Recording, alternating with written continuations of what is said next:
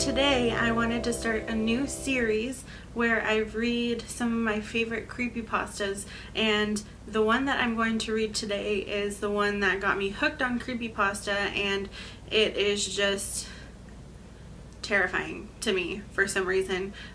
You guys can be the judge of that for you, but I think about it a lot. This one is called The Russian Sleep Experiment.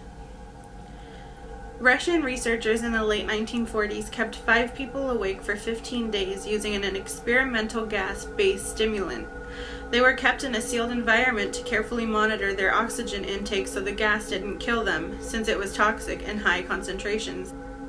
This was before circuit cameras, so they had only microphones and 5-inch thick glass portals sized windows into the chamber to monitor them. The chamber was stocked with books, cots to sleep on, but no bedding, running water and toilet, and enough dried food to last all 5 for over a month. The test subjects were political prisoners deemed enemies of the state during World War II. Everything was fine for the first 5 days.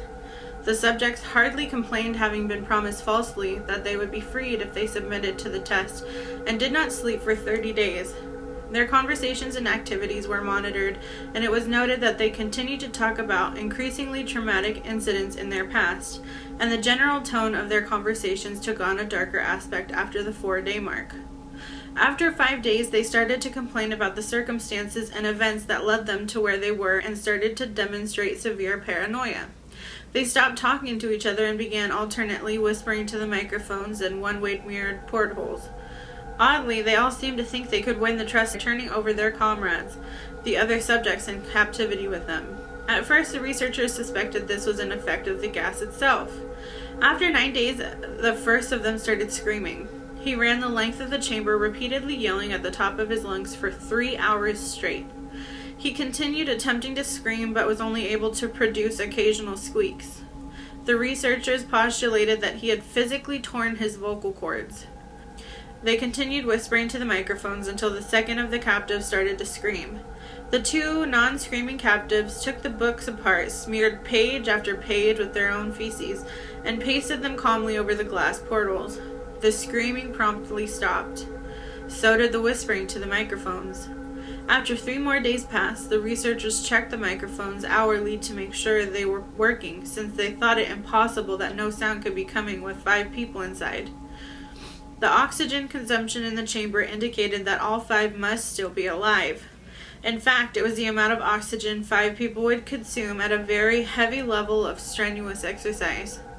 On the morning of the 14th day, the researchers did something that they said they would not do to get a reaction from the captives. They used the intercom inside the chamber, hoping to provoke any response from the captives they were afraid were either dead or vegetables. They announced, "We are opening the chamber to test the microphones. Step away from the door and lie flat on the floor or you will be shot. Compliance will earn one of you your immediate freedom." To their surprise, they heard a single phrase in a calm voice response. "We no longer want to be free." The chamber was flushed of the stimulant gas and filled with fresh air, and immediately voices from the microphones began to object. 3 different voices began begging, as if pleading for the life of loved ones, to turn the gas back on. The chamber was opened and soldiers sent in to retrieve the test subjects. 4 of the 5 subjects were still alive, although no one could rightly call the state that any of them in life. The food rations had not been so much as touched. There were chunks of meat from the dead test subjects' thighs and chests stuffed into the drain in the center of the chamber, blocking the drain and allowing 4 inches of water to accumulate on the floor. Precisely how much of the water on the floor was actually blood was never determined. All 4 surviving test subjects also had large portions of their muscle and skin torn away from their bodies. The destruction of flesh and exposed bone on their fingertips indicated that the wounds were inflicted by hand, not with teeth as the researchers initially thought. Closer examination of the position and angles of the wounds indicated that most, if not all of them, were self-inflicted. The abdominal organs below the ribcage of all 4 test subjects had been removed. While the heart, lungs, and diaphragm remained in place, the skin and most of the muscles attached to the ribs had been ripped off, exposing the lungs through the ribcage. All the blood vessels and organs remained intact. They had just been taken out and laid on the floor, fanning out around the eviscerated but still living bodies of the subjects. The digestive tract of all four could be seen to be working, digesting food.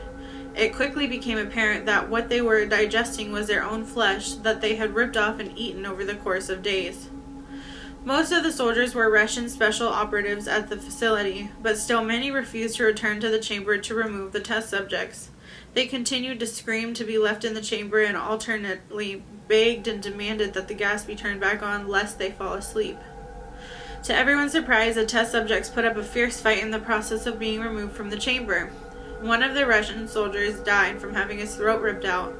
Another was gravely injured by having his testicles ripped off and an artery in his leg severed by one of the subject's teeth.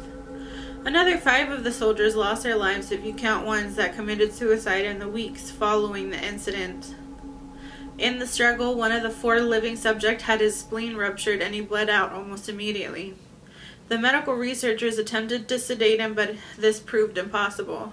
He was injected with more than 10 times the human dose of a morphine derivative and still fought like a cornered animal. His heart was seen to beat for a full 2 minutes after he had bled out, to the point there was more air in his vascular system than blood. Even after it stopped, he continued to scream and flail for another 3 minutes, struggling to attack anyone in reach and just repeating the word "more" over and over, weaker and weaker, until he finally fell silent. The 2 with intact vocal cords continuously begging for the gas, demanding to be kept awake. The most injured of the 3 was taken to the only surgical operating room that the facility had. In the process of preparing the subject to have his organs placed back within his body, it was found that he was effectively immune to the sedative they had given him to prepare him for the surgery. He fought furiously against his restraints when the anesthetic gas was brought out to put him under. He managed to tear most of the way through a 4-inch wide leather strap on one wrist, even though the weight of a 200-pound soldier was holding that wrist as well.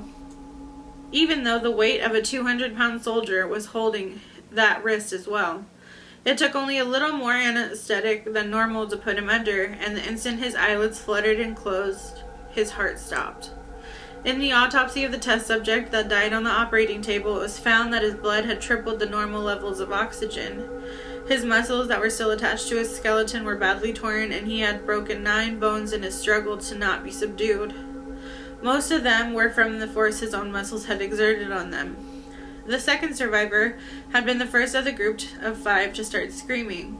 His vocal cords destroyed, he was unable to beg or object to surgery, and he only reacted by shaking his head violently in disapproval when the anesthetic gas was brought near him. He shook his head yes when someone suggested reluctantly that they try the surgery without anesthetic. The surgeon presiding stated repeatedly that it should not be medically possible for the patient to still be alive. One terrified nurse assisting the surgery stated that she had seen the patient's mouth curl into a smile several times whenever his eyes met hers. When the surgery ended, the subject looked at the surgeon and began to wheeze loudly, attempting to talk while struggling. Assuming this must be something of drastic importance, the surgeon had a pen and pad fetched so the patient could write his message. It was simple. Keep cutting. The other 2 test subjects were given the same surgery, both without anesthetic as well, although they had to be injected with a paralytic for the duration of the operation. The surgeon found it impossible to perform the operation while the patients laughed continuously. The researchers tried asking why they had injured themselves, why they had ripped out their own guts, and why they wanted to be given the gas again. Only one response was given: "I must remain awake." All 3 subjects' restraints were reinforced and they were placed back into the chamber, awaiting determination as to what should be done with them. The researchers, facing the wrath of their military benefactors for having failed the stated goals of their project, considered euthanizing the surviving subjects. The commanding officer, a former KGB agent, instead saw potential and wanted to see what would happen if they were put back on the gas. The researchers strongly objected, but were overruled. Preparation for being sealed in the chamber again, the subjects were connected to an EEG monitor and had their restraints padded for long-term confinement. To everyone's surprise, all 3 stopped struggling the moment it was let slip that they were going back on the gas. It was obvious that at this point all 3 were putting up a great struggle to stay awake. One of the subjects that could speak was humming loudly and continuously. The mute subject was straining his legs against the leather bonds with all his might. First left, then right, then left again for something to focus on. The remaining subject was holding his head off his pillow and blinking rapidly. Having been the first to be wired for EEG, most of the researchers were monitoring his brainwaves in surprise. They were normal most of the time, but sometimes flatlined inexplicably. It looked as if he were repeatedly suffering from brain death before returning to normal. As they focused on paper scrolling out of the brainwave monitor, only one nurse saw his eyes slip shut at the same moment his head hit the pillow. His brainwaves immediately changed to that of a deep sleep, then flatlined for the last time as his heart simultaneously stopped. The only remaining subject that could speak started screaming to be sealed in now. His brainwaves showed the same flat lines as one who had just died from falling. He pointed his gun at the remaining subject, still restrained to a bed, as the remaining members of the medical and research team fled the room. "I won't be locked in here with these things, not with you," he screamed at the man strapped to the table, and research team fled the room. "I won't be locked in here with these things, not with you," he screamed at the man strapped to the table. "What are you?" he demanded. "We are what you sedate into silence and paralysis when you go to the nocturnal haven where we cannot tread." The researchers paused, then aimed at the subject's heart and fired. The EEG flatlined as the subject choked out, "So nearly free."